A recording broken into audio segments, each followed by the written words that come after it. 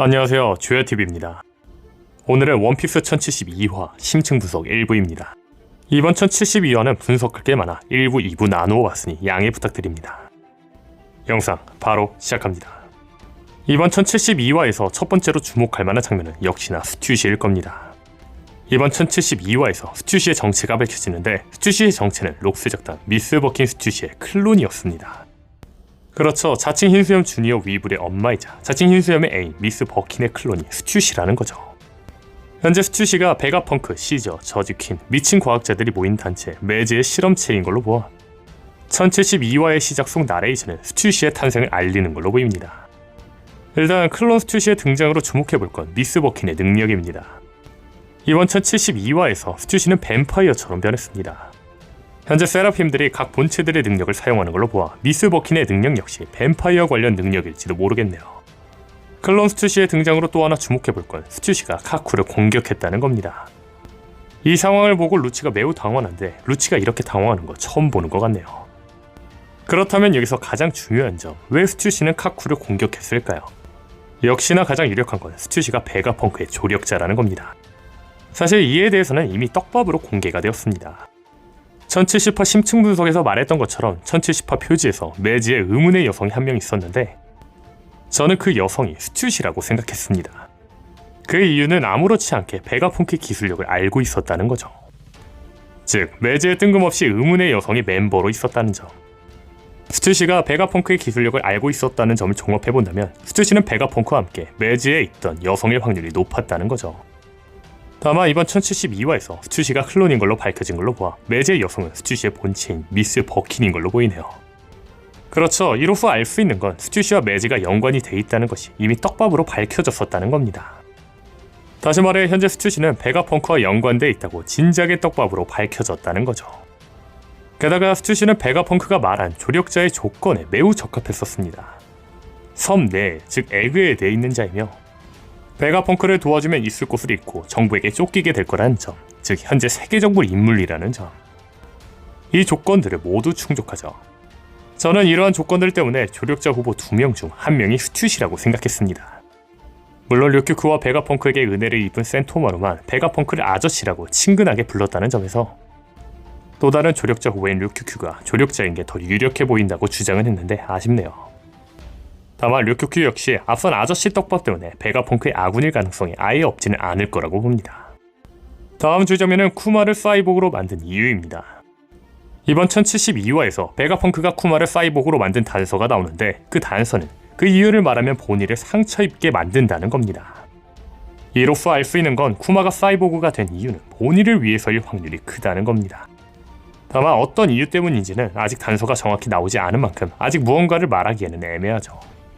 아마 다음 화에서 보니가 쿠마의 기억을 알게 되면 이 사실이 밝혀질 거로 보입니다.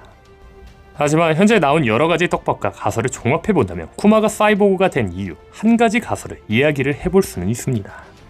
이 가설을 이야기해보기 전 먼저 말해볼 건, 저는 보니가 쿠마의 친딸이 아니라고 생각합니다. 가장 결정적인 이유는 오다쌤은 가족관계에서 혈연을 중요하게 생각하지 않다는 겁니다. 오히려 오다쌤이 혈연보다 중요한 건 마음이라고 강조하고 있죠. 실예로 오다쌤은 미국에서 루피의 어머니에 대한 인터뷰를 한 적이 있습니다. 미국에서 루피 어머니에 관련된 이야기를 묻자 오다쌤은 말하죠. 가족 이야기가 나와서 말인데, 저는 로빈의 가족을 위한 이야기를 쓴 적이 있습니다. 캐릭터를 기억하며 엄마를 그린 건 사실 처음이었어요. 그때까지 저는 혈연관계에 대해 중요하게 이야기한 적이 없었죠. 초파와 히루루크 같은 경우 혈연관계가 아님에도 불구하고 히루루크는 초파를 아들이라고 부릅니다. 저는 가족과 혈연관계가 아니어도 언제든지 가족이 돼도 좋다는 메시지를 넣고 싶습니다. 그렇죠, 오다쌤은 혈연이 중요한 게 아닙니다. 오히려 마음속으로 낳은 자식을 더 중요하게 생각한다는 거죠. 생각해보면 혈연이 나와도 원피스 내에서는 마음으로 낳은 관계가 더 끈끈하게 나오죠. 이러한 점을 생각해본다면 보니와 쿠마가 더 애틋한 만큼 보니는 쿠마의 친딸이 아닐 확률이 더 높다는 거죠. 보니가 쿠마의 친딸이 아닐 수 있다는 가설, 쿠마가 보니에게 무언가를 숨기고 있다는 점을 종합해본다면 세계정부는 보니가 쿠마의 친딸이 아니라는 걸 알고 있었고, 이 비밀을 지켜준다는 조건으로 쿠마는 인격을 잃는 사이보그가 된 거 아닐까요? 그렇다면 보니의 친부모는 누구일까요? 주얼리 보니에게는 2가지 떡밥이 있습니다. 첫 번째는 보니가 로조와 루즈의 딸이라는 겁니다. 과거 로저의 아내이자 에이스의 어머니 포트거스티 루즈는 아기를 낳으며 말합니다. 여자이면 이름을 안느라고 하고 남자면 에이스라고 해줘요. 그런데 여기서 주목할 건 보니의 모티브가 안느 본이라는 여해적이라는 겁니다. 그렇죠. 본인은 에이스의 쌍둥이일지도 모른다는 거죠. 이 가설에 설득력이 있는 떡밥이 있는데 그 떡밥은 포트거스티 루즈는 사우스 블루에 있는 바테리아 섬에서 아이를 낳았는데 보니의 고향은 사우스 블루 출신이라는 겁니다. 다만 이 가설에 걸리는 점은 2년 전 에이스의 나이가 20살인데 보니의 나이는 22살로 추정된다고 오다쌤이 SBS에서 말했다는 겁니다. 물론 오다쌤이 22살로 추정된다는 듯이 말했기 때문에 이 나이는 언제든지 바뀔 수 있긴 하죠.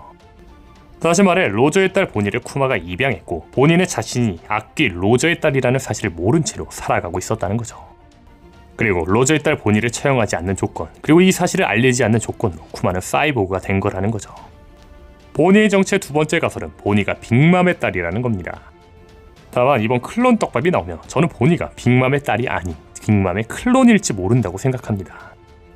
다시 말해 본인의 빅맘의 클론이었고 쿠마는 이 사실을 숨기는 조건으로 세계정부에 들어갔다는 거죠. 분명한 건 자신이 사람이라고 살던 사람이 아니라 클론이라는 걸 알았다면 매우 충격적인 일이겠죠. 분명한 건 본인의 빅맘의 딸이라고 생각할 정도로 공통점이 많았습니다. 첫 번째는 빅맘의 해적기에도 있는 빅맘의 상징 립스틱 모양이 너무 비슷하죠.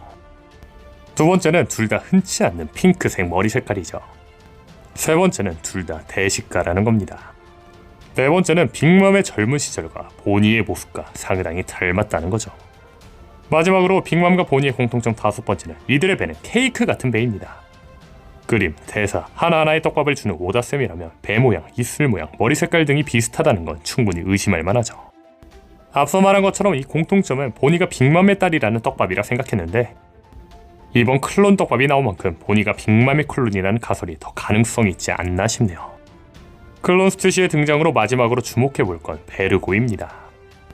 저는 토토랜드 편을 보며 주목한 게 있습니다. 제르마 더블식스의 병사들은 모두 제르마 왕국의 과학기술로 인공적으로 만들어진 클론이라는 거죠.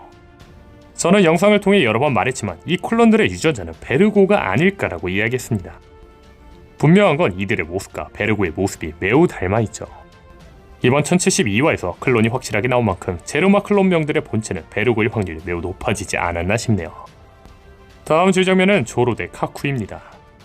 이번 에그헤드 편에서 과거 루피와 루치의 싸움을 오마주한 장면이 많이 나왔었습니다. 그리고 이번 1072화에서도 과거 조로와 카쿠의 싸움을 오마주한 장면이 나오죠. 다만 서로 주먹을 맞대는 등 대등한 대결을 오마주한 루피와는 약간 다르게 이번 오마주는 조로가 강해졌다는 거에 집중합니다. 과거 카쿠는 조로에게 비건을 날렸고 조로는 그대로 날아가 버립니다. 하지만 이번 1072화에서 각성된 카쿠의 공격을 조로는 그대로 막아내죠. 또한 과거 카쿠는 조로에게 킬리만자로를 날렸고 조로는 그대로 당해버립니다. 하지만 이번 1072화에서 조로는 카쿠의 공격을 그대로 막아낸 뒤 카쿠를 날려버리죠. 분명한 건 이번 에그헤드 편에서 조로와 루피가 얼마나 강해졌는지를 보여주려고 한 걸로 보이네요. 오늘 영상은 여기까지입니다. 시청해주셔서 감사합니다.